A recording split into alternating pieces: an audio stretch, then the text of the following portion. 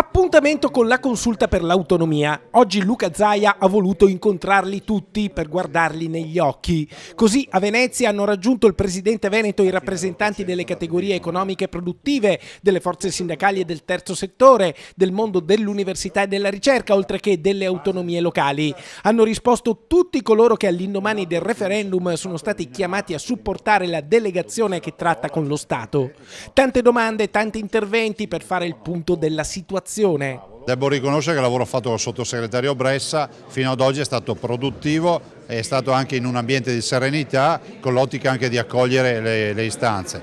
Devo dire che se oggi c'è questa possibilità la si deve al Veneto, che ha marcato stretto, è arrivato alla settima bozza di accordo. All'ottava forse magari chiudiamo. Insomma, gran parte del lavoro è stato fatto. Ora, per consolidare la trattativa diventa importante firmare prima delle elezioni e quindi entro il 4 marzo la pre-bozza che parte dal superamento della spesa storica. Superamento della spesa storica con partecipazione su tributi e aliquote, quindi non solo su un tributo, e poi è fondamentale la commissione paritetica, ovvero avere una delegazione trattante che entra in commissione paritetica, come accade a Trento e Bolzano. Si è discusso fino ad oggi di 5 materie, ma l'obiettivo è quello di aprire entro giugno un tavolo sulle altre 18. Questa ambizione ce la dà la Costituzione, che prevede la possibilità di trattare su 23 materie, e noi vogliamo aprire il tavolo su tutte e 23 le materie.